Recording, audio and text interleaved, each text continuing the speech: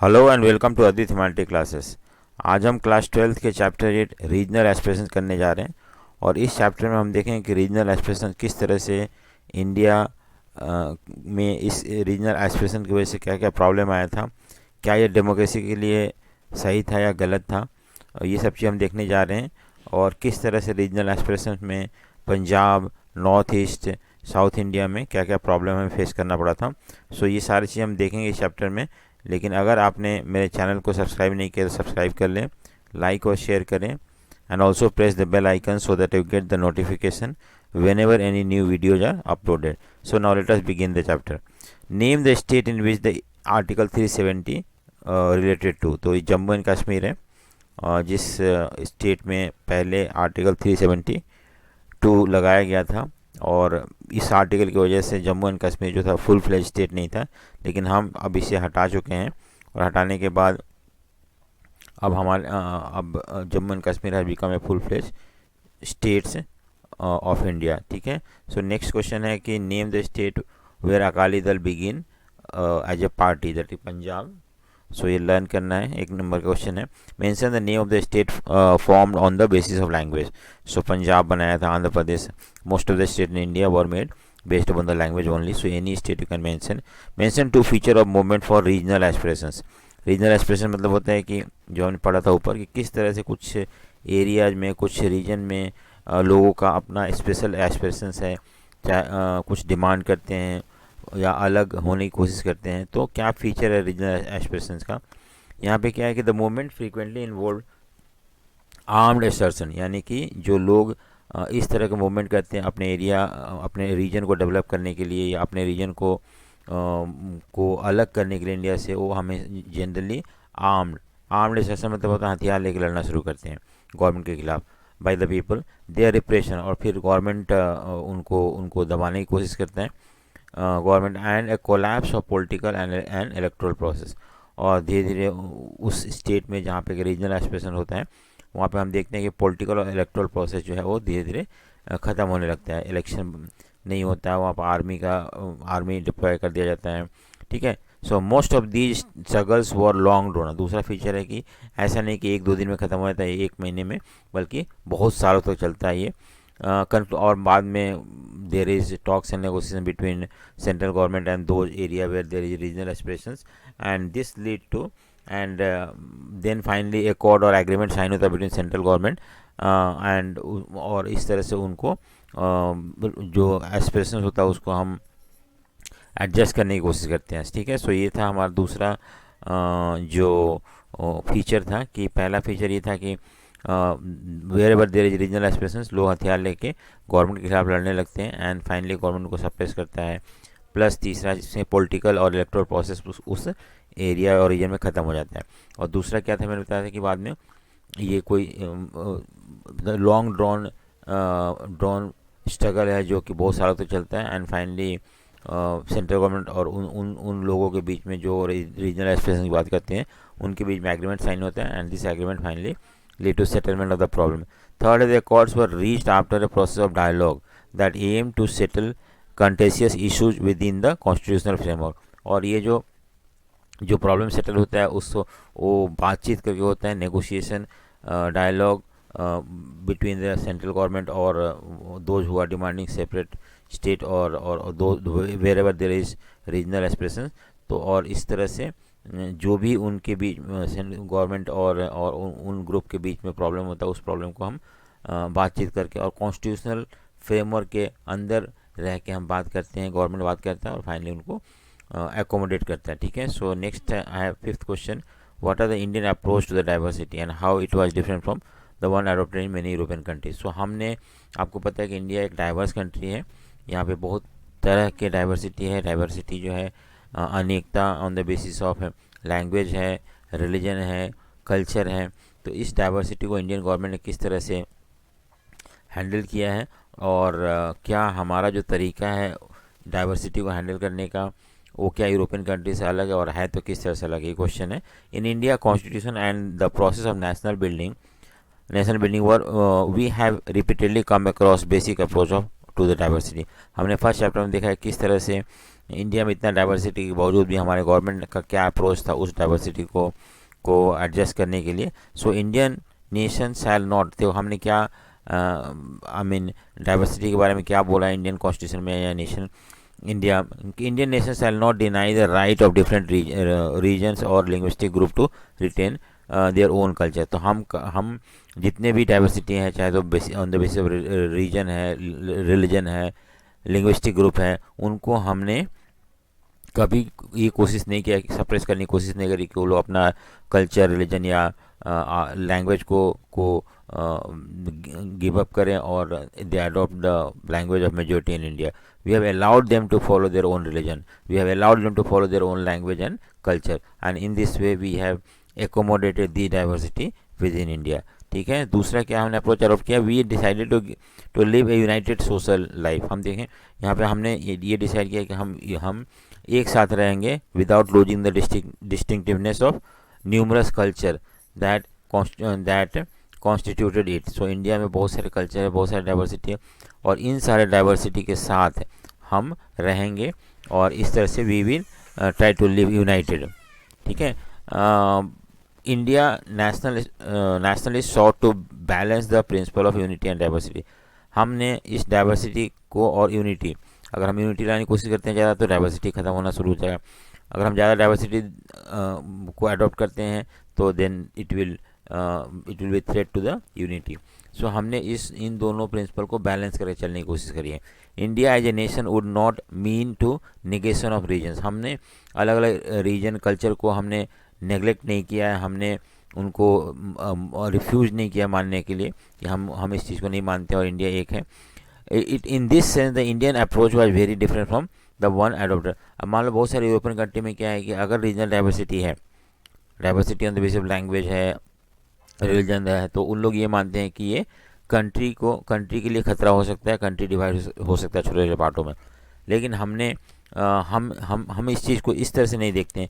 हम देखते हैं कि हमारे यहाँ अलग अलग कल्चर के लोग, अलग अलग लैंग्वेज, अलग अलग रिलीजन के लोग जो हैं वो साथ में रहते हैं, और साथ में रहने की वजह से हमारा हम we try to maintain unity in diversity, and this is the Indian approach that we give respect to diversity, and along with that we also try to make everybody to feel that they are the part of India, और unity create करने की कोशिश करते हैं। नहीं, हम कैसे करते हैं वो हम देखेंगे कि हमने किस तरह से डाइवर्स कम्युनिटी को अपने कल्चर, अपने रिलीजन, अपने लैंग्वेज को प्रैक्टिस करने का फ्रीडम दे रखा है, और हम कभी भी ऐसा कोशिश नहीं करते हैं कि उन जो माइनॉरिटी हैं वो अपना लैंग्वेज, कल्चर और रिलीजन को छोड़ दें और मेजोरिटी की लैंग्वेज अडोप्ट करें। ना गवर्नमेंट ऐसा अप्रोच अडोप्ट करता है, रादर गवर्नमेंट ने उनको ये दे रखा है कि वो अपने लैंग्वेज, रिलीजन और कल्चर को प्रैक्टिस करें। At the same time they also develop the feeling of oneness और unity among the people. They also develop the feeling that they belong to this country. So इस तरह से हमने एक तरीका, डेमोक्रेटिक तरीका अडोप्ट किया है। India adopted democratic approach to the question of diversity. देखो, डाइवर्सिटी इंडिया जैसे बड़ा कंट्री में होना, हम इससे बच नहीं सकते हैं, डाइवर्सिटी होगा ही होगा। अब हमने क्या किया, उस डाइवर्सिटी को एकोमोडेट करने के लिए डेमोक्रेटिक अप्रोच अडॉप्ट किया है। डेमोक्रेटिक अप्रोच मतलब अगर मान लो कोई भी ग्रुप को, कोई भी कम्युनिटी को किसी भी तरह का प्रॉब्लम है, तो they can try to resolve their issues, differences through democratic mean वो election, I mean they can support any party and thereby get their demand fulfilled. They can form their own political party also. So our democracy has developed such mechanism to resolve such conflicting interest. इस तरह से हमने Indian government has adopted different approaches to resolve the diversity in India. ठीक है, next है what was the democratic approach. तो हमने देखो अभी लास्ट पॉइंट में देखा था डेमोक्रेटिक अप्रोच के बारे में। तो कौन सा डेमोक्रेटिक अप्रोच है जिससे कि हमें डाइवर्सिटी के क्वेश्चंस को हैंडल करने की कोशिश करी है।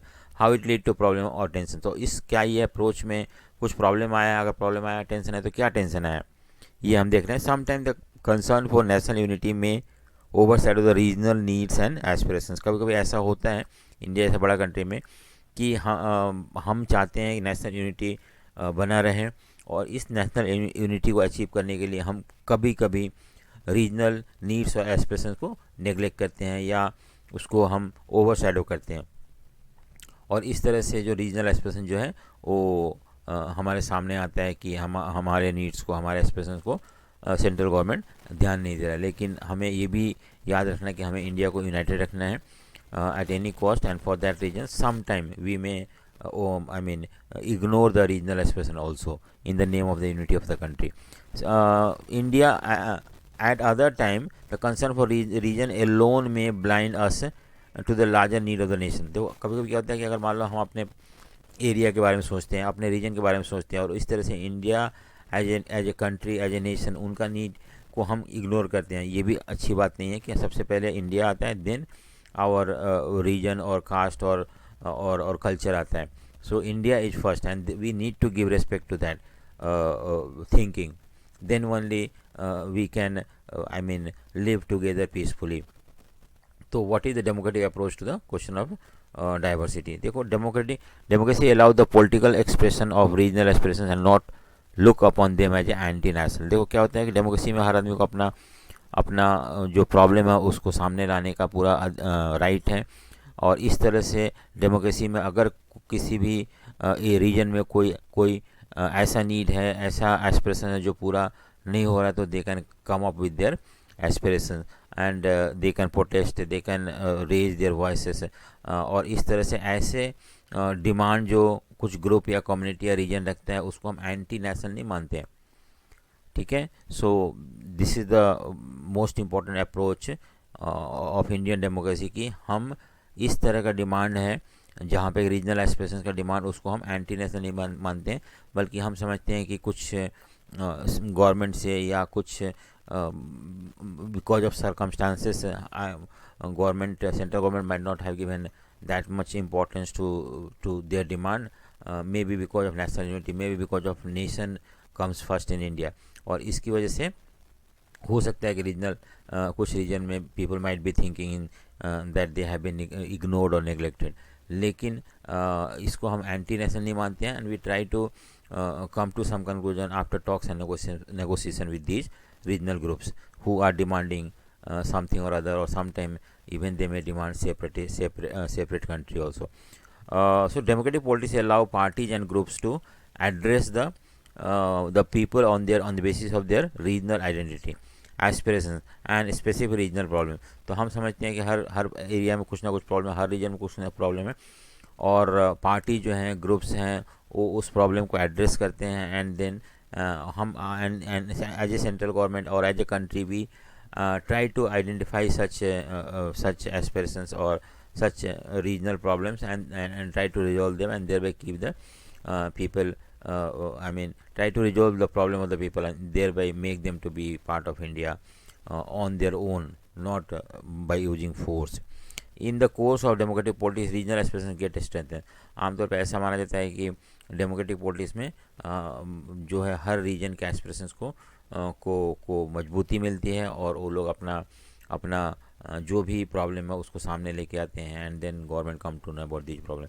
अगर मान लो इंडिया में डिक्टेटरशिप होता तो शायद इस तरह का रीजनल एस्पिरेशन आता ही नहीं, अगर आता तो उसको दबा दिया जाता है। लेकिन हमारे यहाँ इस चीज़ को नहीं दबाया जाता है, and we allow them to come up so that we come to know the problem that the people of that region are facing and what solution can be done। उनसे बातचीत करके और उनसे negotiate करके we try to come to some conclusion so that they also don't feel that they have been suppressed।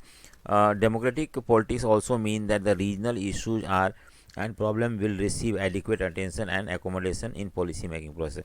so हमारा democratic politics मतलब क्या होता है, जैसे मान लो कि हम कोई रीजन में इस तरह का एस्पिरेशंस है और उनको हमारा डेमोक्रेसी है, इस डेमोक्रेसी में हम ऐसे प्रॉब्लम को डिस्कस करते हैं, एंड देन ऐसे प्रॉब्लम को हम we give attention to such problem and try to accommodate these differences by making laws or giving them some autonomy or something or other, so that they are not they don't feel like cheated being part of India।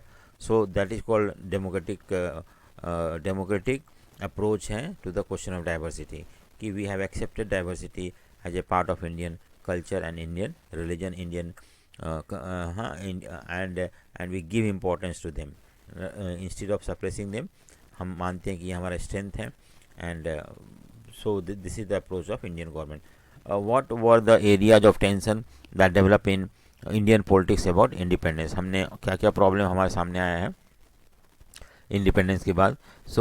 कुछ problems हम यहाँ discuss कर रहे हैं। Some soon after the independence the issue of Jammu and Kashmir came up. It was not only the conflict between India and the Pakistan, more than that it was a question of political aspiration of people of Kashmir. पहले देखो ये ठीक है, India and Pakistan के बीच में Jammu and Kashmir को लेकर प्रॉब्लम है, but India don't consider it as a problem. वो बोलता है कि जम्मू कश्मीर उनका है और इसमें कोई कन्फ्लिक्ट है ही नहीं। बट यहाँ पे प्रॉब्लम जो है कि जो वहाँ के लोग हैं, जम्मू एंड कश्मीर के लोग हैं, उनका क्या एस्पिरेशन है, वो क्या चाहते हैं, that is the problem. So we need to know the problem of people of Kashmir and thereby try to resolve them. और इस कश्मीर के प्रॉब्लम को हमें कश्मीर के लोगों के पॉइंट ऑफ व्यू से as well as from the India national unity के पॉइंट ऑफ व्यू से देखना है, ना कि हमें देखना है कि एक प्रॉब्लम है बिटवीन इंडिया एंड पाकिस्तान। ठीक है। So in some part of the north east, एक तो ये है कश्मीर का प्रॉब्लम हम इंडिया के आज़ादी के बाद हमारे सामने आया। नॉर्थ ईस्ट में भी हम देखते हैं consensus about their being part of India. कुछ नॉर्थ ईस्टर्न स्टेट जैसे नागालैंड हो गया, मिजोरम हो गया, यहाँ पे स्ट्रॉन्ग मूवमेंट शुरू हुआ है और वो डिमांड करने कि इंडिया से अलग होना उनको। सो ये भी एक प्रॉब्लम है जो हमें आफ्टर इंडिपेंडेंस फेस करना पड़ा। There were also mass agitation in many part of the formation of linguistic state. आपको पता है कि इंडिया में 1950s के बाद बहुत सारे स्टेट डिमांड करने लगे कि हमें लैंग्वेज के बेसिस स्टेट बनाना है, जो कि प्रॉमिस किया गया था हमें आज़ादी से पहले, जब हम ब्रिटिश के खिलाफ लड़ रहे थे उस समय। और आज बहुत सारे स्टेट बनाए गए हैं, जैसे आंध्र प्रदेश हो गया, कर्नाटका हो गया, Maharashtra, Gujarat, they all were made on the basis of language only and there was agitation in the state for formation of state on the basis of language. ठीक है। So in some part of southern India specially Tamil Nadu, वहाँ पे protest होने लगा कि हिंदी को official language का status नहीं देना है, क्योंकि उनका मानना था कि तमिल जो है वो सबसे पुराना लैंग्वेज है और इस तरह से। और उन्होंने ये भी रखा कि हिंदी जो है वो सिर्फ 40% लोग इंडिया के बोलते हैं, not everybody in India speak Hindi. So Hindi should not be allowed to made the Hindi as a official language against. तो ठीक है, ये भी एक प्रॉब्लम था। और from the late 1950 people speaking the Punjabi language started agitating for the separate state for themself. ठीक है। तो ये भी एक प्रॉब्लम है, फेस करना पड़ा था पंजाब को लेके। So demand was finally accepted and the state of Punjab and Haryana was created. तो इस तरह से हमने पंजाब का जो डिमांड था उसको फुलफिल किया। ये याद रखना है कि हमने जो भी प्रॉब्लम को समझने की कोशिश करी है उसको कॉन्स्टिट्यूशनल तरीके से ही within the framework of constitution. अगर कुछ डिमांड होते हैं तो that demand can be called as democratic demand and that will be resolve through the talks and negotiation. अगर कोई भी ऐसा डिमांड है जो कॉन्स्टिट्यूशनल फ्रेमवर्क के बाहर आता है, जैसे कि अलग कंट्री मांगना, तो that will not be accepted by Indian government and हम उसको कोशिश करेंगे कि ऐसे सेपरेटिस्ट मूवमेंट को बातचीत करके सॉल्व करने की कोशिश करें। ठीक है। सो हम नेक्स्ट देखते हैं अगला question.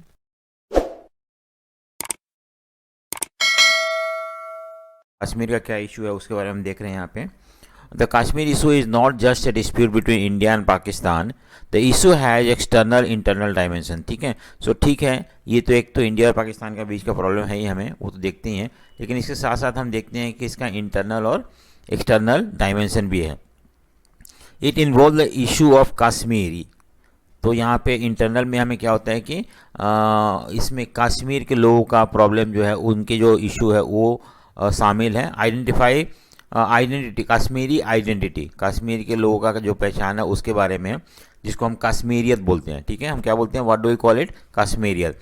And the aspiration for the people of Jammu and Kashmir for political autonomy. और दूसरा क्या है, तो एक तो है कि वहाँ के लोगों का जो पहचान है, उनका लोगों का जो आइडेंटिटी है जिसको हम कश्मीरियत, और दूसरा जो है वहाँ के लोग जो ये चाहते हैं कि उन्हें ऑटोनॉमी मिले। ऑटोनॉमी मतलब उनको उनके हिसाब से एडमिनिस्ट्रेशन करने के लिए छोड़ दिया जाए और उसमें सेंट्रल गवर्नमेंट ज़्यादा इंटरफेयर ना करे। So this is the two aspects of Kashmir issue and no doubt India and Pakistan के बीच में जो कन्फ्लिक्ट है वो भी कश्मीर के ऊपर है। So 3 issue that we see here. Next है, what are the 3 political social regions of comprise of Jammu and Kashmir. Jammu and Kashmir कौन सा 3 पार्ट में बटा हुआ था पहले।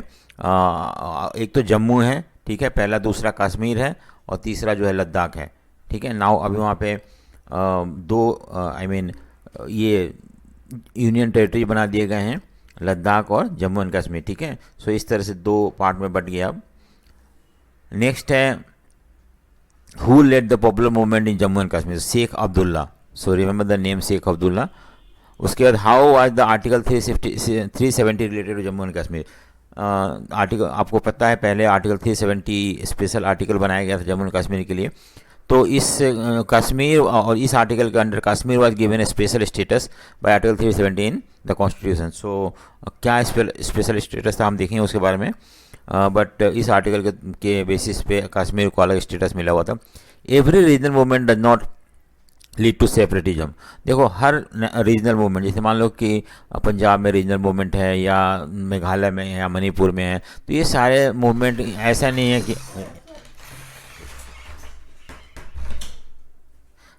है कि सारे मूवमेंट जो है वो फाइनली लीड टू सेपरेटिज्म, ठीक है। सो हम देखते हैं कैसे हैं regional movements giving preference to one's region, seeking welfare of the people and development of their own region, whereas separatism means demand for the separatist। देखो रीजनलिज्म मतलब यहाँ पे हमें बताया हुआ कि what is the difference between regionalism and separatism.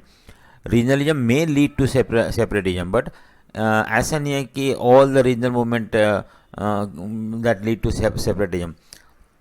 Regionalism क्या होता है कि हम जब अपने रीजन के वेलफेयर के बारे में सोचते हैं, हम अपने रीजन के डेवलपमेंट के बारे में सोचते हैं, तो उसको बोलते हैं रीजनलिज्म। और अगर मान लो हमें ऐसा लगता है कि हमारे रीजन का डेवलपमेंट नहीं हो रहा, हमारे रीजन का वेलफेयर नहीं हो रहा, तो उस समय वी स्टार्ट मूवमेंट और protest against the central government. हमें ऐसा लगता है कि ये ऐसा हो रहा है क्योंकि सेंट्रल गवर्नमेंट हमारे रीजन को इतना ज़्यादा अहमियत नहीं दे रहा, इतना ज़्यादा इंपॉर्टेंट नहीं दे रहा, तो हमारा रीजन जो लेस डेवलप है, and then we start demanding it, and that demand is called regionalism. But separatism मतलब होता है नया स्टेट बनाना। So separate state to be carved out from the existing states, and that is called separatism. Separatist tendency develop as an extreme means when there is no hope for any other solution। जैसे मान लो regionalism हो रहा है, आपको पता है कि मान लो कोई एरिया लेस डेवलप है या वहाँ पे उनका डेवलपमेंट नहीं हो रहा है, तो उनको लगता है कि शायद अगर हम अलग हो जाएं तो पॉसिबल हो सकता है। तो पहले तो कोशिश करते हैं बातचीत करके या बहुत सारे अलग तरीक़ों से अपने प्रॉब्लम को सॉल्व करवाने के लिए। अगर फिर भी नहीं होता, then they coming out of that country or state and carved out a new state. So that is called separatism. For example, there may be regional expression in almost all the states. ऐसा नहीं कि करीब करीब even in Uttar Pradesh, Bihar, Haryana, Tamil Nadu, in many states of India there is regional expression, but at the same time they have faith that their aspirations can be achieved by democratic। लेकिन वो क्यों नहीं ऐसा मूवमेंट के रूप में ले रहा है? क्योंकि उनको लगता है कि हाँ हमारे पास ऐसे तरीके हैं, ऐसे मीन्स है, डेमोक्रेटिक तरीका है जिसके थ्रू अपने जो डिमांड है उसको हम पूरा कर सकते हैं कॉन्स्टिट्यूशन तरीके से। इट में in many states of India there is a separatist tendency like Jammu and Kashmir, Nagaland, Mizoram. और इन स्टेट में क्या है कि हम जैसे कि जम्मू एंड कश्मीर हो गया, नागालैंड और मिजोरम, यहाँ पे सेपरेटिस्ट टेंडेंसी है। यहाँ पे ये स्टेट नहीं चाहते इंडिया में रहे, बल्कि ये अपना नया स्टेट बनाना चाहते हैं, इंडिपेंडेंट स्टेट क्रिएट करना चाहते हैं। But the one thing should be remembered that such tendency is not just due to lack of development and welfare, but also they are supported by Western interests as well as the support from the outside country। देखो अगर मान लो कि ये इनका जो problem है नागालैंड, मणिपुर, जम्मू कश्मीर, ये सिर्फ डेवलपमेंट या वेलफेयर का प्रॉब्लम नहीं है। अगर ये डेवलपमेंट वेलफेयर का प्रॉब्लम होता तो it could have been easily solve by the central government. लेकिन यहाँ पे जो एक्सटर्नल पावर है, जैसे कि जम्मू एंड कश्मीर पाकिस्तान इंटरफेयर कर रहा है, इवन मिजोरम, नागालैंड में also there is interference from outside. So ये लोग इन लोगों को एक्चुअली सपोर्ट करते हैं through every mean, and India को टुकड़ा करना चाहते हैं। सो इस तरह से हम देखते हैं कि ये सिर्फ प्रॉब्लम जो है डेवलपमेंट का नहीं है, बल्कि इन सारे स्टेट्स में जहाँ पे कि सेपरेटिस्ट टेंडेंसी है, वहाँ पे these region get support from the external forces who are not having good terms with India, जिनसे हमारा अच्छा टर्म्स नहीं है, वो चाहते हैं इंडिया को छोटे छोटे टुकड़ों में बांट दिया, इसलिए वो सपोर्ट करते हैं। So we don't accept it and try to use force to suppress such movement. अगर ये डेवलपमेंट का होता तो we would have agreed upon that, and उनको government would have spend lot of money for the development of the state. ठीक है, सो हमने ये देखा यहाँ पे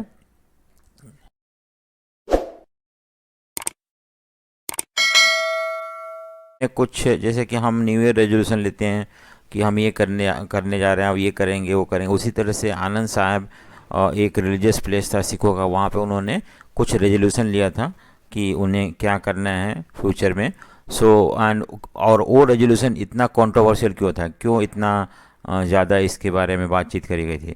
during 1970 the section of Akali begin to demand political autonomy for their region. देखो सेक्स अकाली दल जो था एक पॉलिटिकल पार्टी है अकाली दल, ठीक है, उससे कुछ लोग, ऐसा नहीं कि सारे लोग, कुछ लोग जो थे उन्होंने ये डिमांड करने लगे कि हमें पॉलिटिकल ऑटोनॉमी। अब सबसे पहली बात है कि पॉलिटिकल ऑटोनॉमी होता है क्या है, कि हमें पॉलिटिकल मैटर में इंटरनल फ्रीडम दे देने के लिए उनकी मांग थी कि सेंट्रल गवर्नमेंट उनके उनके इसमें इंटरफेयर ना करे, किस तरह से रूल कर रहे हैं, क्या कर रहे हैं, और ऐसे डिमांड को हम पॉलिटिकल ऑटोनॉमी बोलते हैं। This was reflected in the resolution passed at their conference at Anand Sahab in 1973। तो 1973 में एक आनंद साहब एक जगह था, वहाँ पे एक रेजोल्यूशन पास हुआ था, एक आई मीन उन्होंने ये बोला था कि वो क्या करने जा रहे हैं, क्या उनका डिमांड है, उस रेजोल्यूशन को हम आनंद साहब रेजोल्यूशन बोलते हैं। देखते हैं उसके अंदर क्या क्या प्रोविजन था।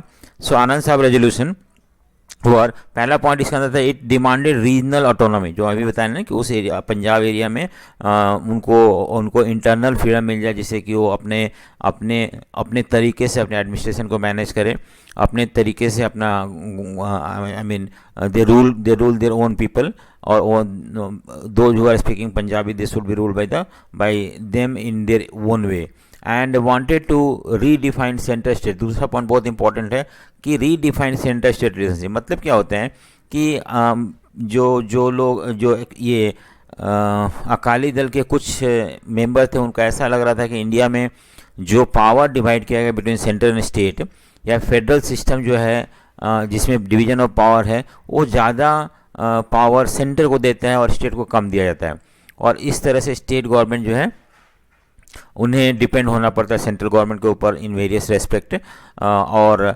This is what they wanted to redefine. इसी चीज़ को दोबारा से उनको और ऐसा एडजस्ट करना था जिससे कि स्टेट को भी पावर मिल पाए। So that is the one of the main demand of Anand Sahib resolution, that political autonomy और regional autonomy, and second one is that center state relation को रीडिफाइन करना, ठीक है। सो दूसरा पॉइंट था रीडिफाइन करना। और नेक्स्ट है the resolution was spoke of the aspiration of Sikh कॉम। देखो उन सिख कॉम या कम्युनिटी और नेशन की बात करते थे, ये कॉन्ट्रोवर्शियल था कि how could they demand separate state. हाँ, so that is very controversial part of this, ठीक है। सो मोस्ट कॉन्ट्रोवर्शियल डिमांड जो था वो सिख कॉम के बारे में बात करते थे, यानी कि आई मीन एक सिख नेशन की बात कर रहे थे, और ये एक सबसे कॉन्ट्रोवर्शियल। दूसरी बात है कि अटेनिंग द बोलबाला द डोमिनेंस और हेजेमनी ऑफ द सिखों का बोलबाला हो, उनका डोमिनेंस हो, इस तरह का डिमांड करते थे। That is something controversial, and on this ground this resolution has been criticized. The resolution was a request for plea for strengthening federation में बताया ना कि सेंटर स्टेट रिलेशनशिप को और ज़्यादा स्ट्रॉन्ग बनाने की कोशिश कर रहे थे इसमें, और ये चाहते थे कि पावर जो है वो स्टेट का ऐसे बटे जिससे कि सेंटर को भी मिले, स्टेट को भी मिले। The Anand Sahib resolution was criticise as in the pretext of strengthening federalism it plead for the separate Sikh nation. तो फेडरेशन के नाम पे ऐसा है कि ऐसा बोला जाता था कि फेडरेशन के नाम पे, सेंट्रल स्टेट रिलेशनशिप को रीडिफाइन करने के नाम पे वो सिख नेशन की बात कर रहे थे।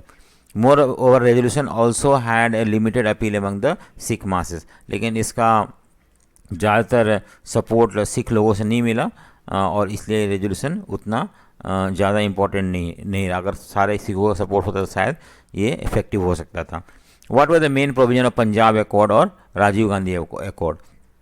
तो हम देखेंगे कि पहले आई मीन पंजाब में बहुत सारे प्रॉब्लम हुए थे, और उस प्रॉब्लम के बाद जब राजीव गांधी 1984 में इंदिरा गांधी के मरने के बाद जब वो प्राइम मिनिस्टर बनते हैं, तो उन्होंने जो सिख आई मीन पंजाब का जो प्रॉब्लम था, उस प्रॉब्लम को वहाँ का जो लीडर थे लोंगोवाल, उनसे बातचीत हुई, और बातचीत होने के बाद एक एग्रीमेंट पे पहुँचे। उस एग्रीमेंट को हम बोलते हैं राजीव गांधी लोंगोवाल एकॉर्ड, ठीक है।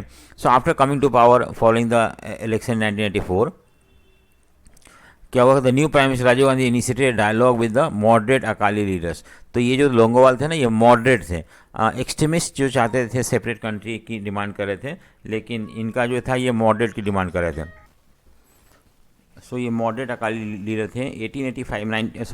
1985 में एक एग्रीमेंट हुआ था, हरिचंद्र सिंह लोंगोवाल उस समय प्रेसिडेंट थे अकाली दल के, और राजीव गांधी के बीच में। दिस एग्रीमेंट बंद होना है, इसी को हम राजीव गांधी लोंगोवाल अकॉर्ड बोलते हैं। ठीक है, सो समझ में आया वाली गांधी लोंगोवाल अकॉर्ड, और द पंजाब अकॉर्ड के नाम से भी जाना जाता है। दोनों से किसी भी तरह क्वेश्चन पुट किया जा सकता है। It was a step towards bringing normalcy to Punjab, और ये एक नॉर्मलसी लाने का एक तरीका था पंजाब में। सो ये पंजाब में नॉर्मल सिचुएशन लाने का एक प्रयास था। So the main provision of this accord was that, first जो था, it was agreed that the Chandigarh would be transfer to Punjab. देखो पंजाब, जब पंजाब को दो पार्ट में बांट दिया गया था, पंजाब और हरियाणा, तो उस समय चंडीगढ़ जो था वो that was made the capital for both Punjab and Haryana. But अब इसमें ये प्रॉमिस किया गया कि ठीक है, चंडीगढ़ पंजाब को दे दिया जाएगा। A separate commission would be set up appointed to resolve the border dispute between Punjab and Haryana. Punjab Haryana के बीच में जो बॉर्डर डिस्प्यूट था उसको सही करने के लिए एक कमीशन सेटअप किया जाएगा, सेपरेट कमीशन। और तीसरा जो था कि ट्राइब्यूनल मतलब कोर्ट होता है, क्या होता है, कोर्ट सेटअप किया जाएगा to decide the sharing of Ravi Beas river water. So इन दोनों नदी का जो पानी को बंटवारा करने के लिए एक कमीशन सेटअप, एक कोर्ट सेटअप किया जाएगा। और ठीक है, सो कैसे रावी और ब्यास का पानी जो है पंजाब हरियाणा और राजस्थान के बीच में डिस्ट्रीब्यूट किया जाएगा, उसको सेटल करने के लिए। सो नेक्स्ट है कि for the agreement also provide for the compensation to and better treatment of those affected by the militancy in Punjab. Punjab में जो आतंकवादी आए थे 80s में, उस आतंकवाद से बहुत सारे लोग अफेक्टेड हुए थे, और उसको रिजॉल्व करने के लिए ये किया गया था आपका, कंपनसेशन दिया जाएगा ऐसे लोग जो लोग अफेक्ट हुए थे उससे। और withdrawal of the application of arm force special power act in Punjab. तो पंजाब में जो आर्म फोर्स स्पेशल एक्ट लगाया गया था पंजाब के टेररिज्म को रोकने के लिए, उसको भी विड्रॉ कर लिया जाएगा। और इस तरह से ये कुछ पॉइंट थे जो कि राजीव गांधी लोंगोवाल अकॉर्ड में था। सो होपफुली समझ में आ गया होगा। नेक्स्ट है what was election or when was election held in Punjab after insurgency? What percentage of voter turn out to vote? So जब वहाँ पे आतंकवाद हुआ था, इंसर्जेंसी चल रहा था आपको 80s में, तो 80s में इंसर्जेंसी के बाद हम देखते हैं 1992 में वो इलेक्शन हुआ था, क्योंकि बीच में इलेक्शन ख़त्म मतलब नहीं कंडक्ट किया जाता था, और उसमें सिर्फ 24% लोग ही पार्टिसिपेट किए थे, बहुत कम है टर्न आउट जो था, वोटर्स टर्न आउट। नेक्स्ट है which two party alliance scored a major victory 1997। So अब फिर 5 साल बाद जब इलेक्शन हुआ तो उस समय कौन जो दो अलायंस थे, पार्टी का अलायंस था जो कि जीत गया था, एक तो alliance of Akali Dal and BJP, ये दोनों जो थे इनका अलायंस जो था जीत गया था 1997 में। सो अब नेक्स्ट आता है व्हाट इज़ खालिस्तान। अब हम पंजाब के ही प्रॉब्लम को अभी समझने की कोशिश कर रहे हैं।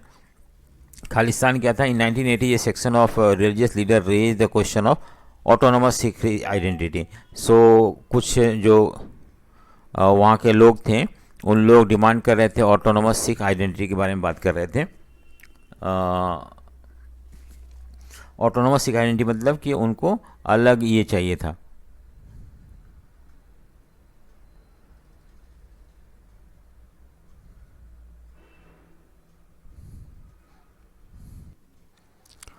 और जो ज़्यादा एक्सट्रीम एलिमेंट था इस मूवमेंट का, वो जो चाहते थे कि पंजाब जो है अलग हो जाए इंडिया से और खालिस्तान बना ले, Khalistan. So Khalistan was demand for Khalistan और creation of Khalistan is nothing but the secessionist movement था, मतलब अलग अलग कंट्री बनाना जिसमें कि सिर्फ पंजाबी मतलब ये पंजाबियों का ही कंट्रोल हो और उनका ही रूल हो। So that is called Khalistan. ठीक है, नेक्स्ट है operation blue star. In 1970 there was a demand for political autonomy, there was demand political autonomy by some section of Akali in Punjab.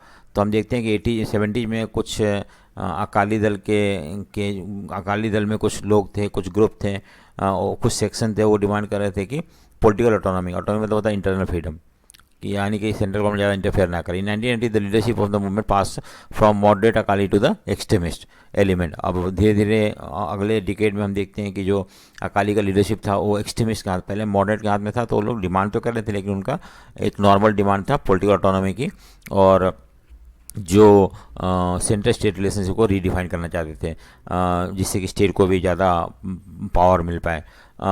ठीक है, लेकिन अब जो था ये जो अकाली दल का लीडरशिप जो था एक्सट्रीमिस्ट के हाथों में आ गया, और उन्होंने देखो elements and took A form of armed insurgency. और जो जब इनके हाथों में आया अकाली का कंट्रोल एक्सट्रीमिस्ट का, तो उन्होंने हथियार दे स्टार्टेड इंसर्जेंसी, मिलिटेंसी शुरू कर दिया उन्होंने पंजाब में, एंड आर्म्ड इंसर्जेंसी, आर्म मतलब हथियार लेके।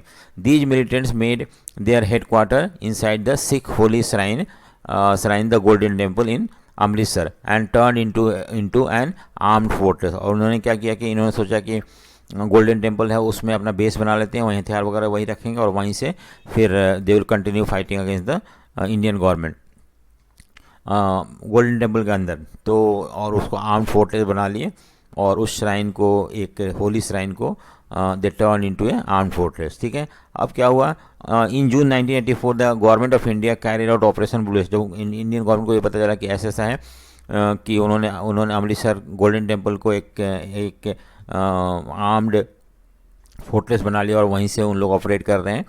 तो इंडियन गवर्नमेंट ने Blue Star, Operation blue Star चलाया, और इसमें so it was a code name for the army action in the Golden Temple. Golden Temple में आर्मी का एक्शन जो था उस चीज़ को हम बोलते हैं ऑपरेशन ब्लू स्टार। इसका रिजल्ट क्या हुआ, in this operation government could successfully flush out the militant, but it also damage the historic temple and deeply hurt the sentiment of the Sikh. अब क्या हुआ कि जब आर्मी ने गोल्डन टेम्पल में चले गए वहाँ पे, और उन्होंने किसी भी तरह से मिलिटेंट को वहाँ से हटा दिया और अरेस्ट कर लिया, मार दिया बहुतों को, और वहाँ से वेपन वगैरह भी सीज कर लिया। लेकिन इस प्रोसेस में उन्होंने जो गोल्डन टेम्पल था सिख उसको कुछ डैमेज कर दिया था, और इसकी वजह से सिखों का जो सेंटिमेंट था हर्ट हुआ था। A large proportion of Sikh in India and abroad saw the military operation as attack on their faith, and this gave further impetus to militant and extremist group. और इससे मतलब जो सिख थे उन लोग इंडिया में और इवन बाहर जो थे ज़्यादा उनको हर्ट हुआ था, और उनको लगा था कि हमारे फेथ के ऊपर अटैक है ये, और इस तरह से ये भी एक इंसिडेंट जो था वहाँ पे मिलिटेंसी को, एक्सट्रीमिस्ट ग्रुप को ज़्यादा सपोर्ट मिलना शुरू हो गया। To take the revenge of Operation blue Star, Sikh bodyguard of Indira Gandhi assassinated her on 31 October 1984 outside her resident. और इस तरह से 1984 में उनके रेसिडेंस के बाहर ही इंदिरा गांधी को उनके 2 बॉडीगार्ड थे सिख, उन्होंने गोली मार के इनकी हत्या कर दी थी। नेक्स्ट है discuss the different aspects of Kashmiri issue. Kashmir के बारे में हमने पहले पढ़ा था, वो 6 मार्क का क्वेश्चन आ सकता है। The Kashmir issue is not just the dispute between India and Pakistan, the issue of internal and external dimension. मैंने बताया था इसके बारे में पहले कि सिर्फ इंटरनल और एक्सटर्नल दोनों डायमेंशन है इसका। एक्सटर्नल डायमेंशन जो था वो बाहर से लोग सपोर्ट करते हैं कश्मीरी के लोगों को, जिससे कि वो इंडियन गवर्नमेंट से लड़ सके और अपने आप को आज़ाद कर पाए। और इंटरनल जो है वहाँ पे जो कश्मीर के लोगों का जो प्रॉब्लम है उसके बारे में है यहाँ पे। It involve the issue of Kashmiri identity, उसको कश्मीरियत बोलते हैं। जो इंटरनल इशू है पहला वाला ये कि वहाँ के जो लोग हैं वो चाहते हैं कि उनका आइडेंटिटी बचा रहे, that is called Kashmiri identity, Kashmiriyat. And the aspiration for the people Jammu and Kashmir for political autonomy, और वो चाहते हैं कि उन्हें पॉलिटिकल ऑटोनॉमी मिले। मतलब होता है कि उन लोगों को सेंट्रल गवर्नमेंट का इंटरफेरेंस ज़्यादा ना हो वहाँ पे। और दूसरी बात है कि वो चाहते थे कि उनको अपना जो प्रॉब्लम है उसको मैनेज करने का राइट मिले। सो अब देखें रूट कॉज ऑफ प्रॉब्लम क्या है कश्मीर का, क्या मेन रूट कॉज है। So before independent Kashmir was princely state. आपको पता है कि इंडिया आज़ादी से पहले कश्मीर एक प्रिंसली स्टेट था जहाँ पे राजा रूल करते थे।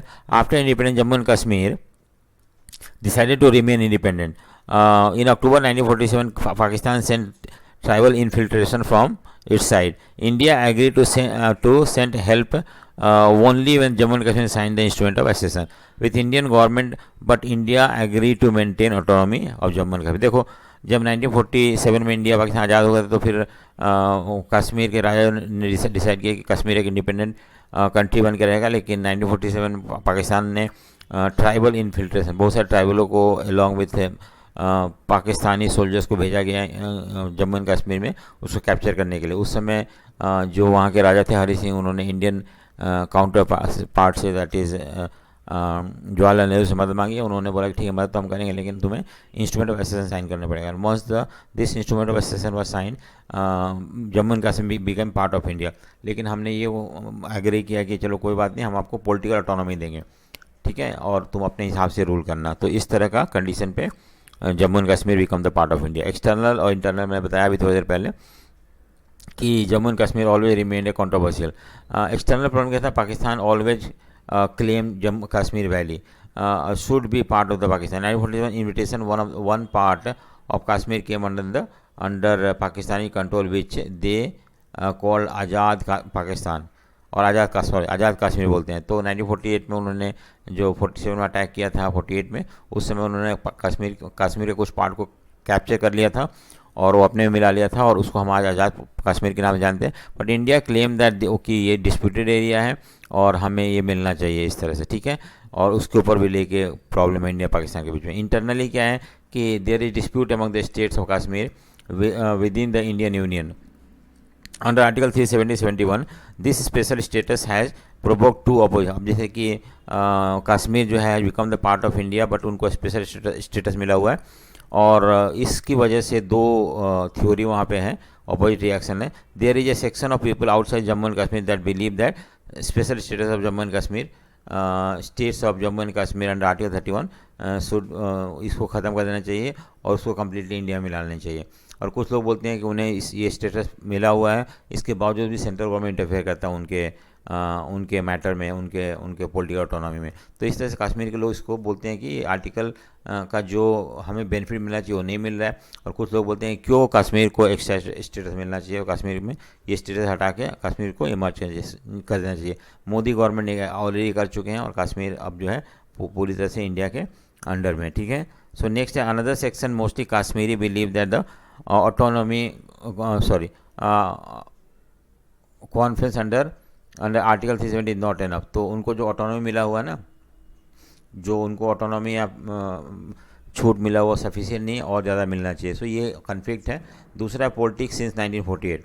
तो 1948 में क्या पॉलिटिक्स था, वहाँ का इंटरनल पॉलिटिक्स की बात कर रहे हैं हम। Sheikh Abdullah become the first prime minister of Jammu and Kashmir. देखो शुरू में तो वहाँ के चीफ मिनिस्टर को चीफ मिनिस्टर नहीं बल्कि प्राइम मिनिस्टर बोलते थे, बाकी स्टेटों में से चीफ मिनिस्टर बोलते थे, वहाँ प्राइम मिनिस्टर बोलते थे। But there was growing differences between him and the central government. बाद में थोड़ा सेंट्रल गवर्नमेंट और जम्मू कश्मीर के जो प्राइम मिनिस्टर थे, first prime minister Sheikh Abdullah, उनके बीच में थोड़ा सा टेंशन होना शुरू हो गया।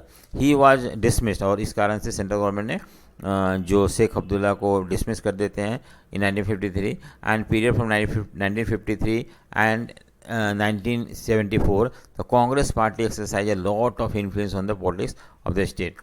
तो शेख अब्दुल्ला को हटा दिया गया। हटाने के बाद वहाँ पे लोगों को सेंट्रल गवर्नमेंट अब अच्छी तरह से रूल करना शुरू कर दिया, ठीक है, और वो भी थोड़े समय के लिए नहीं, करीब 2 डिकेड के लिए। The Congress party exercise a lot of influence on the politics of the dismissal of Farooq Abdullah government due to the intervention of center generated a feeling of resentment in Kashmir।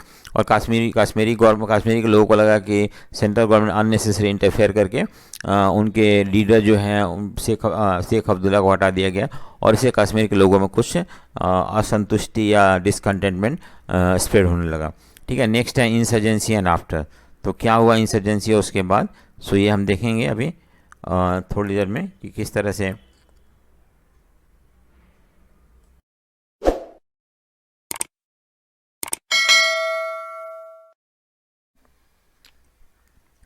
insurgency and after। So by 1989 statement Jammu and Kashmir had come into grip of militant movement mobilized around the cause of separate Kashmiri nation। So अब वहाँ के जो लोग थे वो अलग मांग रहे थे, they did not want to be the part of India। वो अपना इंडिपेंडेंट कंट्री बनाना चाहते थे, और इसके लिए वहाँ पे मूवमेंट शुरू हुआ। और ये मूवमेंट सिंपल प्रोटेस्ट नहीं था, बल्कि मिलिटेंट मूवमेंट था, टेररिस्ट मूवमेंट था एक तरह से, कि जो लोग इंडिया से कश्मीर को अलग करना चाहते थे। This is an insurgency got moral and material and military support from Pakistan. और इन लोगों को, जो लोग लड़ रहे थे कश्मीर को अलग करने के लिए, जो मिलिटेंट लड़ रहे थे, इनको पाकिस्तान की तरफ सपोर्ट मिल रहा था, आर्मी मिलिट्री सपोर्ट मिल रहा था, मोरल और मटेरियल सपोर्ट, पैसे से मोरली पाकिस्तान इनको सपोर्ट कर रहा था। ठीक है। उसके बाद through out the period after 1990 Jammu and Kashmir experience violence at the hand of the insurgent and through army action. तो इधर उधर जो थे इंसर्जेंसी था, इंसर्जेंट मतलब जो लोग लड़ रहे थे ये अपने कंट्री मतलब कश्मीर को फ्री कराने के लिए, उन लोग थे, और इधर इंडियन आर्मी थे। इन दोनों के बीच में बहुत ज़्यादा वायलेंस हुआ और बहुत सारे लोग मारे गए। Even Indian army also as well as terrorist also died in the process. उसके बाद क्या हुआ कि सेपरेशन एंड बियॉन्ड। अब देखो क्या हुआ, सेपरेटिज्म एंड बियॉन्ड। देखो separatist policy which surfaced in Kashmir in 1989 has taken different form. अब देखो यहाँ पे हम अलग अलग कश्मीरियों के व्यू देखते हैं। कुछ लोग क्या चाहते हैं, what is the meaning of separatism according to different section of Kashmiri society. Those who one there are one stand, और एक ये सोच है, एक ये लोगों का मांग है कि separatist who stand of separatist who want separate Kashmir nation, अलग कंट्री बनाना चाहते थे। एक तो ये ग्रुप था। दूसरा ग्रुप था that wanted Kashmir to merge with Pakistan. ठीक है, कुछ पाकिस्तान के साथ मिलना चाहता था, कुछ एक अलग कंट्री बनाना चाहता था कश्मीर एज ए नेशन। और तीसरा जो था कि जो इंडिया में रहना चाहता था और ज़्यादा ग्रेटर ऑटोनॉमी या ग्रेटर फ्रीडम चाहता था, but they did not want to leave India, they wanted to be with India only with more autonomy. So this is the three types of people, groups of people that were there in Kashmir. ठीक है। So next question हमारे देखते, तो ये हमारा question हो गया ये कि कश्मीर को लेके root cause Kashmir, different aspects of Kashmiri issue. ठीक है। सो हमने देखा क्या कारण है, रूट कॉजेज क्या है, एक्सटर्नल इंटरनल डिस्प्यूट क्या है। उसके बाद हम पॉलिटिक्स सिंस 1914 शेख अब्दुल्ला के बारे में हमने पढ़ा और किस तरह से उनका रिलेशनशिप था सेंट्रल गवर्नमेंट के साथ। उसके बाद इंसर्जेंसी, वहाँ पे मिलिटेंट मूवमेंट शुरू हो गया जो कि अलग चाहते थे कश्मीर को बनाना। उसके बाद 89 के बाद हम देखते हैं कि वहाँ पे सेपरेटिज्म का मतलब लोगों ने अपने हिसाब से इंटरप्रेट किया और अलग अलग ग्रुप का अलग अलग इंटरप्रिटेशन था। अब नेक्स्ट क्वेश्चन मूव करते हैं कि throw light on the issue that made Sikkim a part of India. देखो सिक्किम के बारे में हम पढ़ रहे हैं यहाँ पे, सिक्किम कैसे इंडिया का पार्ट बन गया। ठीक है। So at the time of independence Sikkim was a protectorate of India. देखो प्रोटेक्टरेट मतलब क्या होता है कि सिक्किम इंडिया के प्रोटेक्शन में था। जब इंडिया आज़ाद हुआ तो सिक्किम इंडिया के प्रोटेक्शन में था। It was also not a fully sovereign country. और दूसरी बात है कि इंडिया के प्रोटेक्शन में था, और इसलिए हम नहीं बोल सकते हैं कि सिक्किम जो था एक इंडिपेंडेंट, कंप्लीट इंडिपेंडेंट कंट्री था। सोवरेन मतलब इंडिपेंडेंट कंट्री होता है। सिक्किम डिफेंस, क्योंकि सिक्किम ने अपना कुछ एस्पेक्ट्स को इंडियन गवर्नमेंट को दे रखा था कि उन्हें ये सब चीज़ प्रोटेक्ट करना है। डिफेंस अगर कुछ भी सिक्किम में होता है तो Indian government will protected.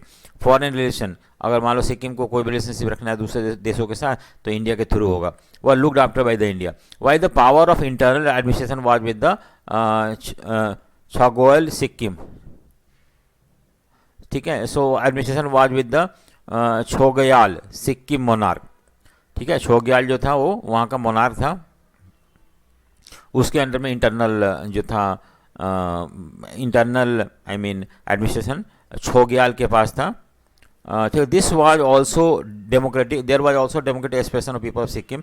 There was majority of Nepal and minority Bhutanese community, both of them were oppose to Chogyal government. ठीक है। अब देखो यहाँ पे जो मान लो कि सिक्किम में मेजोरिटी जो थे नेपालीज थे और कुछ जो थे माइनॉरिटी जो थे उसमें यहाँ के थे, भूटान के थे लोग। ठीक है। कुछ सिक्किम के लोग थे।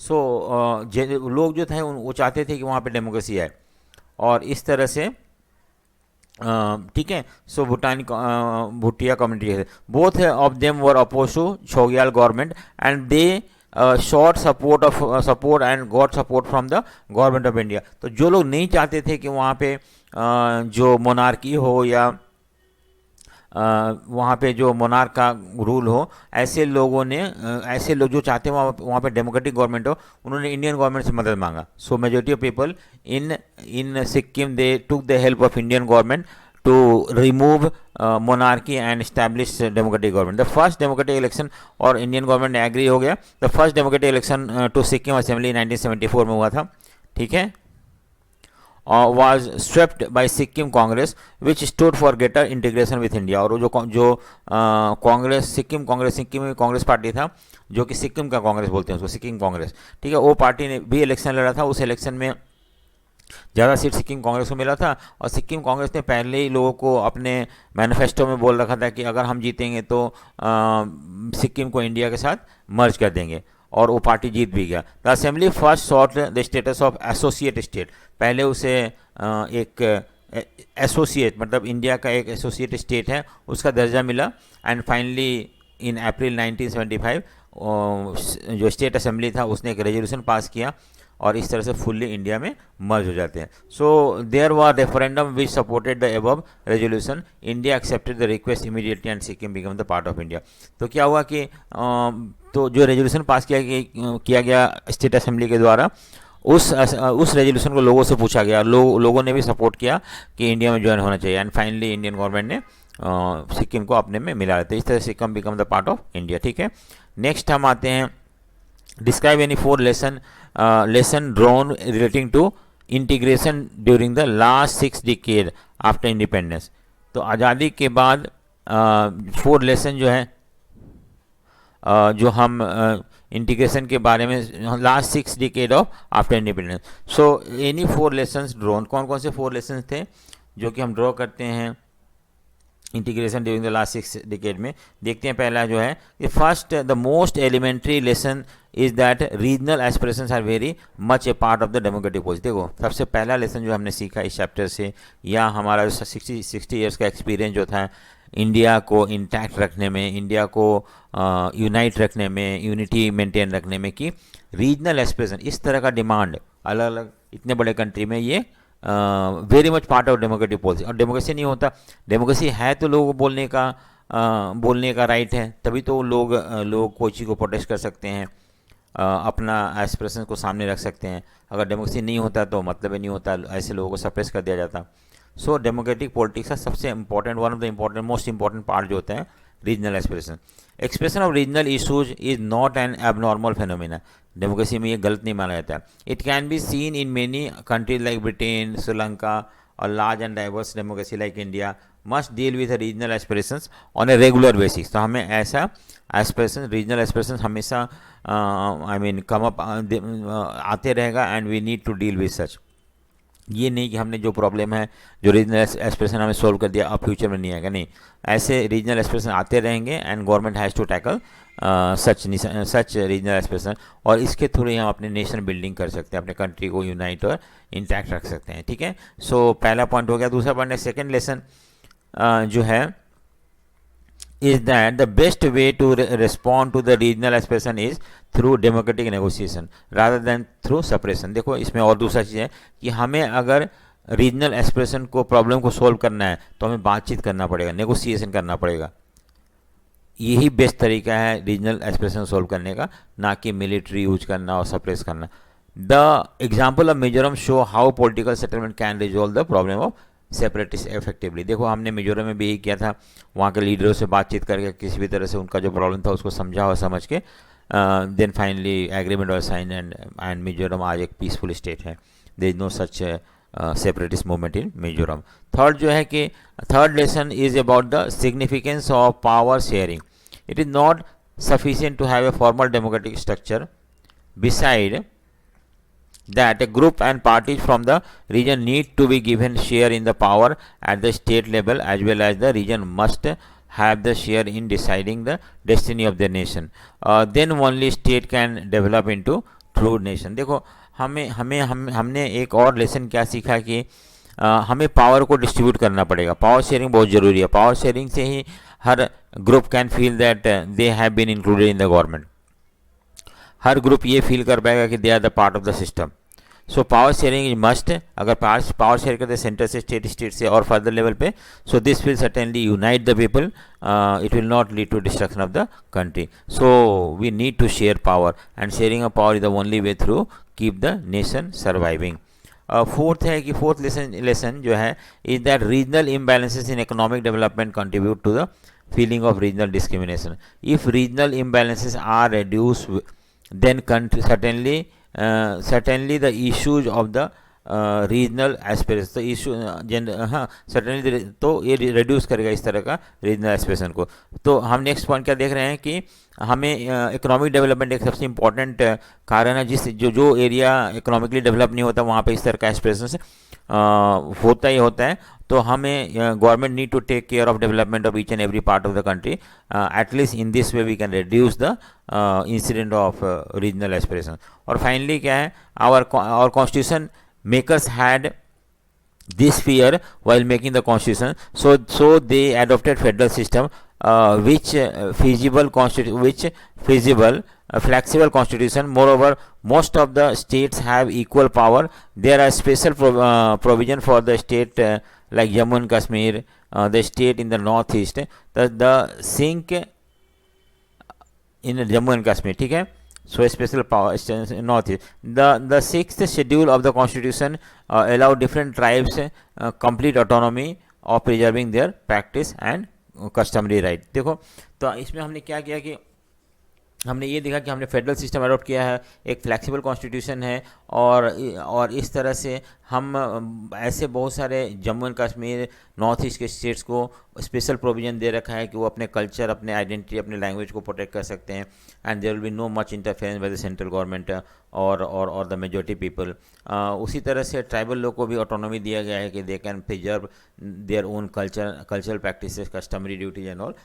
और इस हाँ, so we have not force them to discard their culture, their practices, custom and all, and impose ours. So इस तरह से these are the four ways through which we have try to maintain, I mean we have learned the lesson from such movement that all these things need to be protected, then only we can think of creating a united India, with unity in diversity.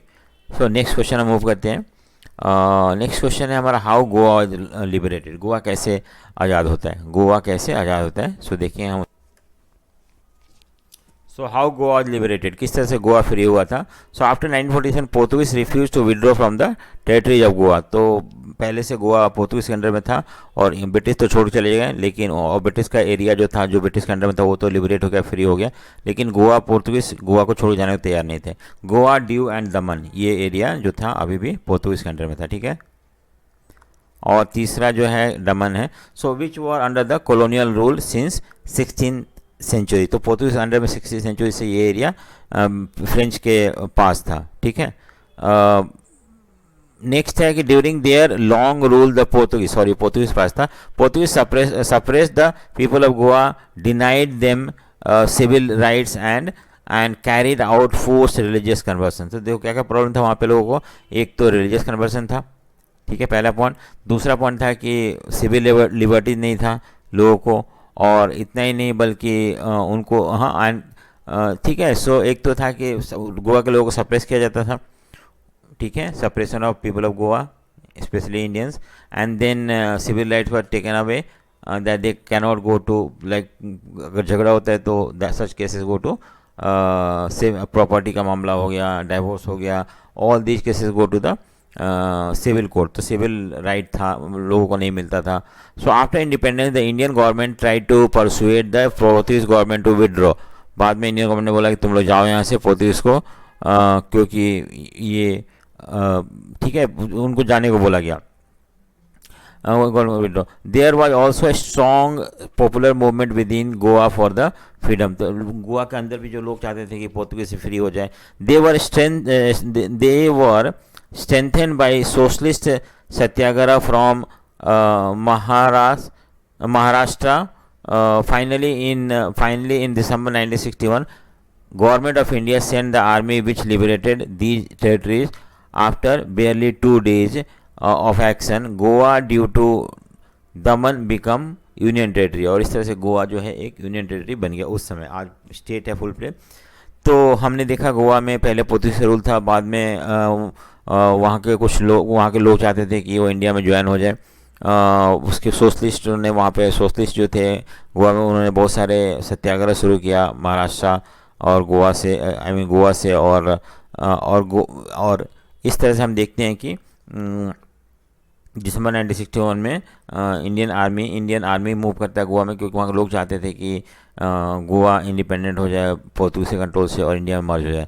सो ऐसे plea को ध्यान में रखते हुए Indian government ने army भेजा और finally 2 days of action के बाद गोवा जो था वो दमन एंड दीव इंडिया का पार्ट बन जाता है as a union territory. Next है हमारा कि what were the 3 issues that dominated the politics of northeastern, why eastern regions are continuous more sensitive। so ये क्वेश्चन है कि किस तरह से what were the 3 issues that dominated the politics of north east. तो नॉर्थ ईस्ट में politics के बारे में हम देखते हैं यहाँ पे क्या क्या ये इश्यूज थे जो कि डोमिनेट करते। एक तो पहला तो डिमांड फॉर ऑटोनॉमी आपको पता है कि internal freedom. Sorry, after at independence the earlier region except Manipur and Tripura comprises the state of Assam. तो पहले सिर्फ मणिपुर और त्रिपुरा जो था स्टेट था, बाकी जितने भी सारे स्टेट थे वो असम के अंदर आते थे। Demand for political autonomy arrows when the non Assamese language on them. जब नॉन आसामीज जो थे उनका जो, जैसे मान लो कि मैंने क्या बताया था, सिर्फ 2 स्टेट जो थे, मणिपुर एक स्टेट बन गया था और त्रिपुरा स्टेट बन गया था, और बाकी सारे जो स्टेट थे नॉर्थ ईस्ट में अरुणाचल प्रदेश हो गया, मिजोरम हो गया, मेघालय हो गया, ये सारे आसाम का अंडर आते। एक स्टेट था बड़ा स्टेट आसाम। लेकिन बाद में इन्हीं एरियाज में हम देखते हैं कि लोग डिमांड करने लगे कि हमें ऑटोनॉमी चाहिए, क्योंकि यहाँ पे आसाम गवर्नमेंट नॉन आसामीज के ऊपर अपना कल्चर को थोपने की कोशिश कर रहा है। ठीक है। So there was opposition and protest riots throughout the state. Leaders of the major tribal community wanted to separate from Assam. They form the eastern Indian tribal union which later transformed into more comprehensive all-party hill leader conference in 1960. Finally, the central government held to create Meghalaya, Mizoram, and Arunachal Pradesh out of Assam. So Tripura and Manipur were upgraded to state. पहले अब state नहीं थे, लेकिन अब state बन गए full fledged state to and after this there was also demand for Bodas, Karbi, Dimasas for separate state. तो आज भी इन लोग लड़ाई लड़ रहे हैं, बोडोज वगैरह, कार्बी वगैरह और दिमासा, उन्हें अलग स्टेट बनाना है क्योंकि ट्राइबल लोग हैं, तो आज भी लड़ रहे हैं वहाँ पे। और हम देखते हैं कि सेंट्रल गवर्नमेंट ने मेघालय, मिजोरम, अरुणाचल प्रदेश, आसाम से बना दिया, और सो वहाँ के लोगों का डिमांड को ध्यान में रखते हुए इस तरह का स्टेप्स उठाए गए, जिससे कि वहाँ के लोगों को लगे कि हाँ सेंट्रल गवर्नमेंट हमें ध्यान दे रहा है और हमें जो हम डिमांड करें उसको पूरा करने की कोशिश कर रहा है, लेकिन वो डिमांड कॉन्स्टिट्यूशन के दायरे में रह के होना चाहिए। सेकंड जो है सेसेशनिस्ट मूवमेंट, इसको सेपरेटिस्ट मूवमेंट बोलते हैं। After independence the Mizo hill area were made autonomous district hill. Mizo hill को एक ऑटोनोमस डिस्ट्रिक्ट हिल बना दिया गया आसाम में। The movement for secession gain popular support after the Assam government fail to respond adequately to the greater famine. अब देखो इसमें क्या दे रहा है कि जो मूवमेंट जो था, सो डिसकंटेनमेंट तो था ही वहाँ पे, लेकिन 1959 में हम देखते हैं कि वहाँ पे फेमाइन होता है और मिजोरम में, जो कि असम के अंदर था, और उस फेमाइन को रोकने के लिए या उसका इम्पैक्ट को कम करने के लिए असम गवर्नमेंट ने कुछ भी नहीं किया। तो इससे लोग जो थे और ज़्यादा गुस्सा हो गए और उन्होंने मिजो नेशनल फ्रंट फॉर्म किया। उनके लीडर जो थे लाल डेंगा थे, और इसने गोरिल्ला वारफेयर मतलब छुप के लड़ाई शुरू किया इंडियन गवर्नमेंट के खिलाफ और आसामीज गवर्नमेंट के खिलाफ। पाकिस्तान से भी सपोर्ट मिला इन्हें। After 2 decades of war an agreement was signed between Lal Denga and Rajiv Gandhi. So Lal Denga वहाँ के लीडर थे, उनके और राजीव गांधी के बीच में कॉर्ड साइन हुआ या एग्रीमेंट साइन हुआ। Even in Nagaland also such movement started in 1951 where when a section of Naga under the Angami Jafu Pijo, so Angami Zapu Phizo, देखो यहाँ पे भी लोगों के अंदर डिसकंटेंटमेंट था आसाम के प्रति, और ये नहीं चाहते थे इंडिया में रहना, अलग स्टेट क्रिएट करना चाहते थे। तो वहाँ के जो लीडर था उसने उसने इंडिपेंडेंट डिक्लेयर कर दिया कि हम इंडिया में नहीं रहना है और हम इंडिपेंडेंट है। फिर turn down many offers of negotiation settlement by government, तो गवर्नमेंट ने बहुत सारे बातचीत करने की कोशिश करी कि हम ये देंगे तुम्हें ऑटोनॉमी सब कुछ देंगे, लेकिन वो मानने को तैयार नहीं था। The problem of Nagaland still await the final, अभी भी इसका सॉल्यूशन नहीं आया, अभी भी चल रहा है। नेक्स्ट है the movement against outsider, outsider मतलब बाहर के लोग जो होते हैं। The large scale migration into the northeastern gave rise to the special kind of problem. Political violence in the northeastern part of India rose as a local communities oppose outsiders and migrants. Bangladeshi, they consider the outsider and the migrants as a encroachment on scarce resources like land and political competition to employment opportunities and political power.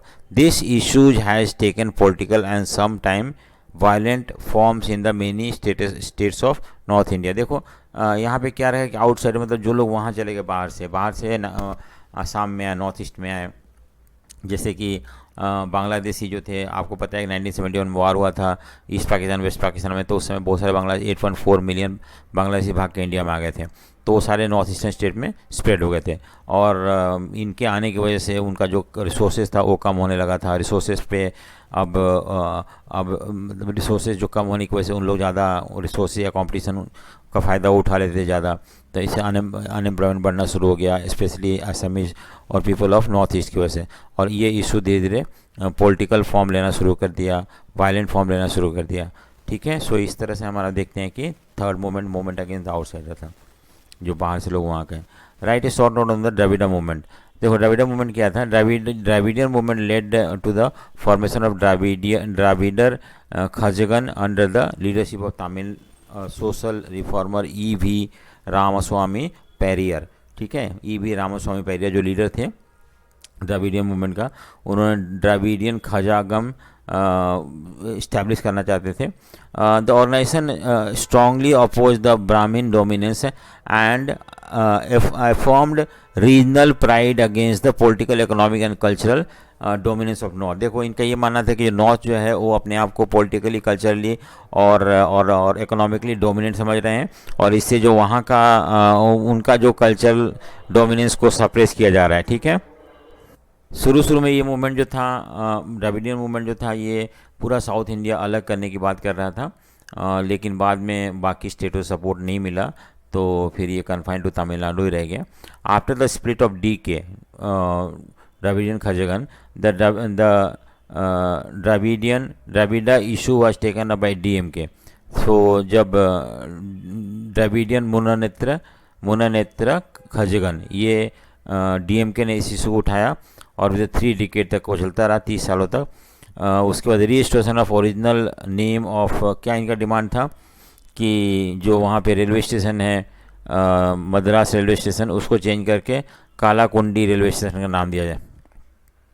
ठीक है, दूसरा जो था कि उनका giving Tamil culture history greater importance in school and curricula. तो उनका ये मांगना था कि तमिल कल्चर को, तमिल हिस्ट्री को ज़्यादा इंपॉर्टेंस दिया जाए एजुकेशनल इंस्टीट्यूशन में। ठीक है, हमारे जैसे सेकुलर है वहाँ पे इस तरह नहीं है। Agitation against the craft educated scheme of the state now. ठीक है, तो इस तरह से कुछ डिमांड थे। Agitation against the craft education scheme of the state government की। तो रीस्टोरेशन ऑफ ओरिजिनल नेम ये था पहला। दूसरा, तमिल कल्चर को, हिस्ट्री को ज़्यादा इंपॉर्टेंस दिया जाना चाहिए स्कूल वगैरह में, और क्राफ्ट एजुकेशन स्कीम जो स्टेट गवर्नमेंट का था उसको भी लोग अपोज कर रहे थे। सो इस तरह से कुछ अपोजिशन था इसके द्रविडिया मूवमेंट के। सो आपको लर्न करना है लीडर कौन थे इसमें, E.V. रामास्वामी पेरियर। ठीक है, ये लर्न करना है नाम, और इन्होंने सेपरेट द्रविडियन कंट्री बनाना चाहते थे। सो होपफुली आपको समझ में आ गया होगा। अगर आपको समझ में आ गया तो लाइक शेयर एंड सब्सक्राइब जरूर करें। So thank you for watching, thank you.